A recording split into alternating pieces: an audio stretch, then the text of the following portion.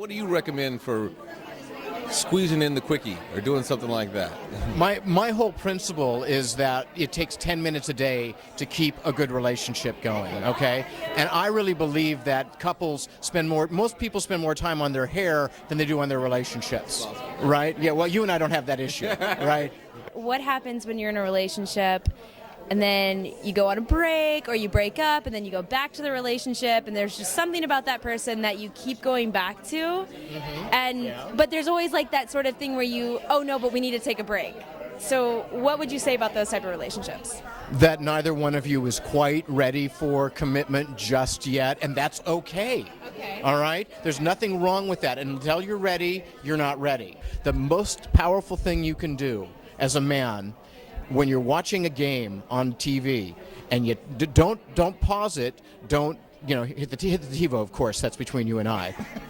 Turn the TV off, look at her and say you have 100% of my attention, and you'll only have to do that once. Why is that so hard to do? Because most guys, one, never think about it. Two, it's like, hey, this is my space, this is my time, I'm doing the game, I get to do the guy thing. But you do that one time and she melts. I guarantee it. Sometimes I just don't know what to say or how to say it without coming off in a rude, mean way that would just escalate something even bigger. So what would be a good way to try to... Well, if you're feeling angry and you want to come off in a mood, in a mean way, don't. Take a walk. Take 20 minutes until you've cooled down. Don't go into the argument hot. Don't go into it escalated. It's not the talk. It's not going to work. Maybe you can tell me why I am so picky. Maybe because you want somebody who fits what you need. Yeah, I agree. And I don't think there's anything at all wrong with being picky. Good, I'm glad. So my mother seems to think I'm too picky. Your mother just wants grandchildren. I know. Yeah, I agree with you. When we were together, it was awesome. It was like sex was amazing. After sex was amazing. Before sex, we just meshed well. We could talk about anything. We could hang out. There was no jealousy. Everything was perfect, it seemed like. That's why I was shocked when he said, I can't be with you. I would understand that. I mean, of course you would be shocked. But what you need to know is that it isn't you. It can't possibly be you. It's his own thing. It's his own stuff that he's going through. And I understand that, but it still doesn't... It doesn't make you feel... It doesn't take the heartache away. It still makes you go, wait, what else could I have done? You know what I mean? But you didn't do anything.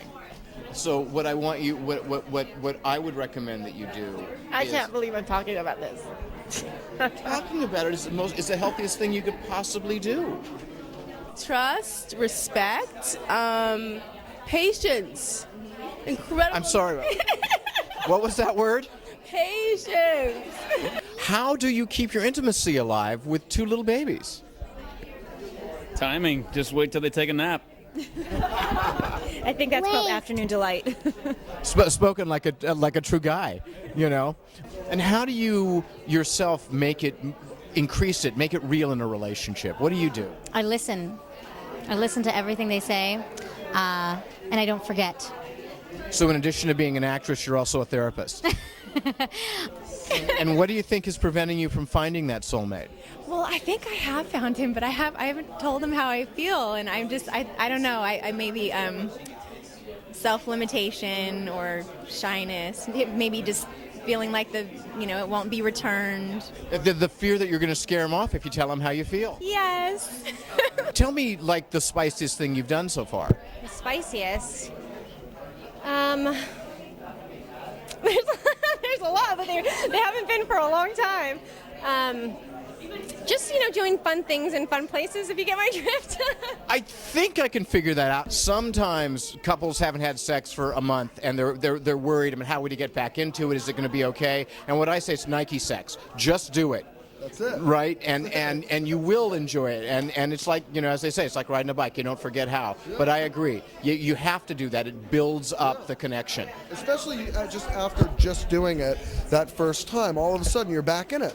Right. It's amazing how quickly you're back in. One time, one shot, literally, and you're back in, Okay. What do you do with friendships that you don't feel like are sort of that 50-50 friendship, when you feel like you're giving a lot and you're not really getting a lot? When the friendship isn't reciprocal.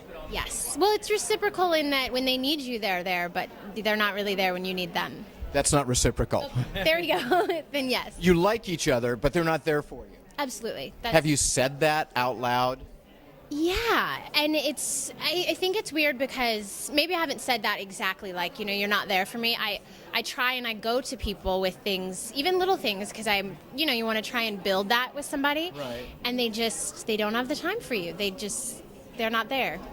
Well, I don't think that's a friendship that I would invest in, but what you need to do is you need to say, I like you, we have a friendship, I'd like to keep it, but it doesn't feel real reciprocal right now, and I'd just like you to think about it. Don't ask them for anything, just think about it, and then wait and see. Give it another couple of weeks and see if they put more energy back in your direction. That's great advice. That's really good.